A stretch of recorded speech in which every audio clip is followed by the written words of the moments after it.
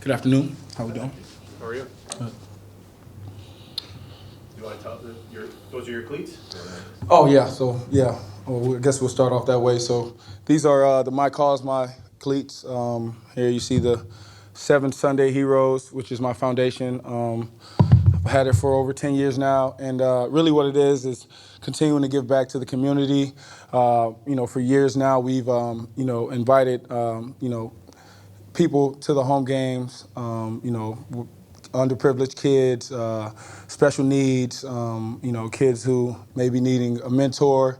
I've always had a heart for philanthropy, and my grandmothers are also a part of this, along with the extended hands, which is something that we've done back home in Miami, Florida, and all throughout South Florida. So every stop that I've gone, every team that I've been on, I've continued to carry that out. And really, man, like I said, it's just to continue to give back, be a part of the community, continue to reach out, be a helping hand, be there for people, try and just help out in any way that I can. And I'm really just blessed to be in this position to be able to give back, and I appreciate it. Is there special significance to red? Well, I had no control over the actual artwork, but these are sweet. I love the red, and it's got the like the silver finishings right there with the with the foundation's name on it. And so I didn't pick it out exactly, but I'm very happy with it, and God did a great job. Is there a story? Do you get to interact with the kids that come to the games, so pregame or anything? Yeah, so we try and get them there for pregame. I'm not always able to find them. There's huge crowds, but after the game for sure. And then we always continue to just keep track with them. Dating back from my time with the Jets, I've had people that I've brought to the games who have gone on to college and have gone on to do great things, and have text me, and we've stayed in communication, and they've continued to express their gratitude, and I've done the same for them. And so we try to continue to reach out and give back, and you want to really see these guys and girls blossom and just be great. And if we can be a mentor or a friend or a helping hand, just trying to help them grow up and be the best they can be. This foundation, is there one particular story that made more of an impact than any other on you, like one that stands out with different I'll say there's a young girl by the name of Lisa, and when I was on the Giants, we invited her to the game, and randomly, like I said, I get calls and texts from, the people that we brought to the games, and randomly we'll get calls and FaceTime, and they'd all be, either giving me good news about where they are in life, or just having a chance to chat. And Lisa told me she had went to Harvard, and I thought that was huge. And she just called and texted me and was not congratulating, but was saying thank you. And I was congratulating her on her success. And she really just continues to reach out. And now I think she's doing something in tech, and she's doing a phenomenal job at just continuing to grow and grow. And so that's one in specific, but they all mean the world to me, and I look at them all like family members, or a part of the community I was in back home. And so I was raised by people who were giving back, and I feel like it's something that I enjoy doing. When did she get into Harvard? When was that? This might have been 2 or 3 years ago. This is like my first or second year here. Yes. Mm-hmm. And she called and said that she got in. Yeah, she had been accepted, and she was going up there, and then we stayed in contact, and now she's doing tech. She's about to graduate. And you said you invited to her game when you were with the Giants. Yes. Mm-hmm. You said you're raised by people who gave back. In what ways did your mom or grandmother raise you to give back? Yeah, my mother, it really started with my grandmother. She didn't make the most money. She worked at a cafeteria, and we grew up in, Miami, Florida. It wasn't always the best place as far as financial status, but my grandmother would, come back home from school and tell me stories about how, some of the kids, they might have came to school hungry, or were going home and didn't have food at home, and she would either take food from our house and bring it to them, or she would give food from the cafeteria for them to take home. She'd give them extra lunch and things like that. And then man, I just remember her coming back with those stories and just telling me how, like, it really helped those kids out and how their parents would come to the school and thank her. And, I was raised by my grandmother and my mother continued to do that. She does that back home right now with extended hands. And she also does Parents Without Partners, which is her way of giving back to the community, the single fathers and mothers. She gives out clothes, diapers, helps them get helps them with their job applications to get jobs. Just continuing to give food, and we do back to school drives. We do Thanksgiving, Christmas, all the holidays, and so my mother has done a phenomenal job back home. That's really what she's known for down there in Miami and South Florida. She's known for her philanthropy and giving back, and it's something that obviously it rubbed off on me, and I just want to make her proud by doing the same. What is your mother's name? Tracy Sellers. And that was, did your grandma work at a high school, middle school, elementary? It was Bunch Park Elementary School, Opelika, Florida. Have you noticed, Geno, that now that you're starting again, that your platform is higher and people listen to you and you want to take advantage of that platform to do things like Yes, sir. I really think it's important. I think, it's something that, we all have to be mindful of. The platform that we have, the words we say, the things we do, they all reflect not only on ourselves but on our community. And so we've got to be, extremely mindful of it and use it to be beneficial. And so the platform is great to have, but if you don't use it in the right way, then I think it goes to waste. And so always just trying to be, that pillar in the community, that person that people can look up to for the right things. My apologies if you've already been asked about Aaron Donald not playing. I know that that's a big piece of their defense. He's not the only one, though, that makes it a tough front. What else do you see across that front seven? Yeah, obviously Aaron's, been a generational player since he's gotten to the league. One of the best defenders in the game, if not of all time. And so with him not being there, there's, definitely, something missing. But what they have is still have a Super Bowl defense, man. You talk about Jalen Ramsey, the addition of Bobby Wagner, who we know, and love. Talk about Leonard Floyd up front. Gaines has been, doing a great job for them. And then they got a bunch of guys, man. This is the NFL. All these guys are talented. They got a great scheme, great D coordinator in Raheem Morris.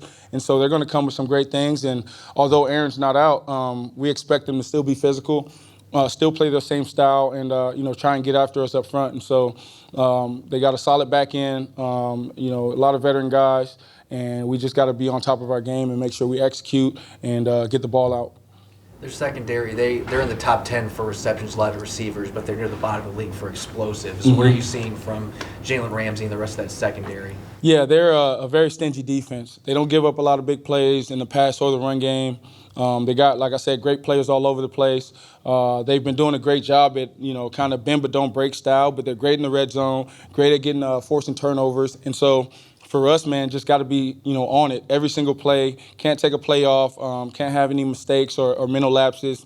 And then we can't shoot ourselves in the foot because they're that good. They're going to make it hard on us. Every single play, every pass is going to be contested. And so we got to make sure we're protecting the football first. I'm getting the ball out fast, protecting our linemen, and then we're moving the chains and scoring in the red zone when we get our opportunities. You said after the game Sunday, you had a coach once who said point a thumb and not a finger. Was that you said that was in college, or what was it? Yes, sir. That was the late great Bill Stewart. He was great with things like that. He reminded me a lot of Coach Carroll, with just like how he would coach you and your mindset and the type of person you wanted to be, not always just a player. Was that after a specific game at West Virginia or something? That was just kind of his mantra. That was one of the things he would always say. And, he would always say, you don't want to be a finger pointer. You want to be a thumb pointer. You want to, make sure you're policing yourself before you're looking at anyone else. When you started playing football, were you always a quarterback? Yes, sir. Always quarterback. Why did you gravitate to that position? Because the quarterback's always got the ball. I mean, I always wanted the ball in my hands. And so, I started out wanting to be a receiver. And when I first started playing football, they just put me at quarterback. I couldn't play any other position, but I got the ball every time, so it was good enough for me. Did you play defense at all? My first couple, I played flag football to start, so I didn't really play contact football. So I always played both ways in flag, and then once I got to playing, contact, it was just quarterback. Was there a point when you kind of realized the responsibility, I guess, that comes with being a quarterback and being a leader, being the face of a team? Yeah, it started at Miami Gardens Chargers Optimist back in, can't remember when, but football in Florida has always been big time. I was raised by athletes. My grandmothers love football. My entire family, that's our tradition down there in South Florida. It's all about football. And so we all, growing up knew the magnitude of what the quarterback meant to the team. There weren't there weren't very many quarterbacks who had, made it to the NFL from where I was from. And so I kind of wanted to be the different guy. And so, I knew, the responsibility, of course, being a leader, and leading the team and doing all the right things. But I just wanted to make sure that I was always out in the front doing it right, not talking about it, just doing it. What's the challenge of that, being out in front, being the quarterback, being the face of the team? The challenges are, what you make it. It's always what you make it. And so it's a privilege. We get to do this. I always say that we get to do this. I'm excited and I'm happy for the opportunity. And so that's where I treat it like that. I love what I do. I don't look at it as much of a challenge. I think it's something that either you have or you don't. And I've always felt like I've had, the ability to lead, not just in football, but in life. What's it been like getting to know Laquan Treadwell, and what have you seen from him since he arrived a month ago? Yeah, I'd always been a fan of his from afar. He went to Ole Miss, was a high draft pick to the Vikings, I believe, and I always liked his ability, his talent. Obviously, this is my first time playing with him, but I'm impressed. He's got it all. He can play, he can catch, he can runs great routes. He's smart. He picked up the offense right away, and then he was out there in the game, man, just balling his butt off, man, running around, making plays, made a key block on Homer's touchdown. And you can see how much the game means to him, how much he loves the game, and how passionate he is. And then I can't wait for him to get the ball in his hands because everyone else can see just how great he is. You guys had a lot of third and long Sunday. Was that sort of the biggest issue in trying to convert more of those? Staying out of third and long, I guess, kind of the key right now? Yeah, man. I mean, if you're in the NFL playing in third and long, it's going to be hard. Those guys are great on the other side. The importance of staying in manageable situations, it's critical. And so for us, thinking about that game, we had converted some second and longs, which was great, but that's hard to do. And so we don't want to live in that world. We want to make sure that we're staying in manageable situations so that we can be efficient and then we can score touchdowns at the end. DK said maybe it's not so much the third down opportunities, it's just being able to finish and maintaining focus throughout the entire game. Are you seeing something similar? Yeah, I would say, just everyone being locked in. Staying locked in throughout the entire game. There's going to be situations that come about. You can't, you can control it, but sometimes things happen. And so when we get in those situations where we are against the chains per se, we got to make sure that, we just execute. Even if it's hard, we got to make it happen. And so what we can do to help ourselves is not put ourselves in third and longs, second and longs, and then we'll be more efficient. Are they running the same defense under Raheem Morris as they were under Staley? Looks about the same. Maybe a few different principles here and there, but overall pretty much the same, yes. How have you seen them defend DK in past games? Well, they have Jalen Ramsey, and so I would assume that he would, accept that matchup. He's been a great player as well, and so I know that he and DK have always kind of went head-to-head just for me watching it. And so with them having Jalen, they'll travel him sometimes, and then at times they won't. And so you can expect them to, double DK sometimes, or sometimes they'll leave Jalen one-on-one and let them play like that. So it really comes down to what they want to do. I'll let you know when we're out there. But for the most part, they just play their defense. They stay sound in what they do, and allow Jalen to kind of pick and choose his matchups. Do you see them doing anything different with Bobby than he did here? With Bobby, man, I think, he looks about the same. He looks about the same. It's a different system. It's a different system for him, I think. But, I don't see any drop-off or anything like that. It looks like he's still playing the same. At any point in your football career, you play with someone who tracks the ball like Tyler? Stedman Bailey. He's a name that comes to mind. He was always a great receiver. But Tyler is he's one of a kind, man. He has the ability to in that game you saw where he pulled away late, you know what I mean? The guy was really on him, but he's got that special knack to where if the ball's in the air, he finds a way to go get it. And so I have a lot of trust and confidence in him when I'm throwing to him. He's done a phenomenal job his entire career. I'm blessed to be able to play with a player like him. And, when I'm throwing the ball down the field, I have supreme confidence because he's made play after play after play and continue to be great. With how tight windows are in the NFL, how critical is it the end of the route like that for receivers to be able to not just create separation, but late hands and things like that? It's critical. I remember training with AB over the course of his career, and that's one of the things that he always focused on was just late hands, because the guys are going to be on you. It's very rare that you're getting 5 or 10 yards of separation like you did in college. You're going to have to make a contested catch over and over and over again, and only the real savvy guys have that ability. And I think Tyler he's one of those ones where he's just got it in spades. He can do it. He's done it. The hard catches, the balls that you think he can't get to, he finds a way. Tiptoe catches, he's got pro feet, and he just does things the right way. Geno, have you noticed teams playing you any different so far as the season's gone along here? Have they tried to attack you in different ways and throw different things at you than you saw early in the year? How have you kind of seen that progress through the year?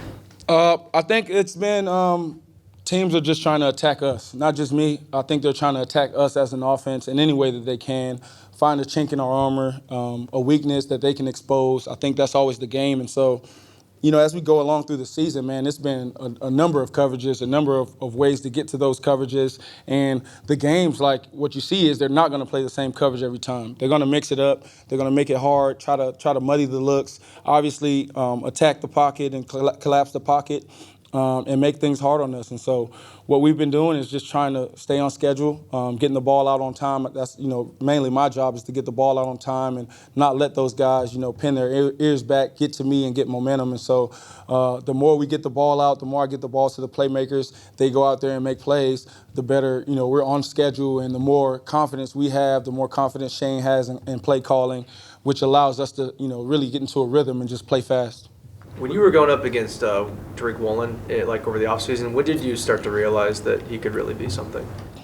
I think we were doing red zone one-on-ones. And, I was, anytime I'm one-on-one with DK, I feel like, man, we should complete those. And Tariq made 2 or 3 stops back-to-back, and it was we were getting frustrated because I'm like, is it me? Is it, not knowing what it is. And then to really see, no, this guy's really got something here. And for him to have the season he's having, speaks volumes to his ability, but also his coaching, his ability to take coaching and understand the game plan and learn from his mistakes or what have you. And so, I knew from training camp, to be honest with you, that he was going to be tough. He's, 6'4", runs a 4.2 at defensive back. That's as good as it gets. That was in training camp that you were talking about? Yes. What is sort of the mood of the team this week? I guess coming off 2 losses, he had the 4-game winning streak, now 2 losses, and all that. Is it kind of the same? What's great about this organization is that things never change whether we win or lose. We're right back to work, and obviously there's a big sense of urgency, though. We have to, get things going in the right direction, get some wins in that column because, we're right in the thick of it right now. And so everyone's pretty much the same. No one's really changed or, no panic or any frenzy or anything like that. But there's definitely a sense of urgency, and guys are feeling the need to, really be on it this week from a preparation standpoint and also from an execution standpoint once Sunday comes. Right now you're leading NFC quarterbacks in Pro Bowl voting. Does that mean anything to you? For the fans, thank you, but I'm just focused on the game this week. Thank you. Thank you, guys. Appreciate it.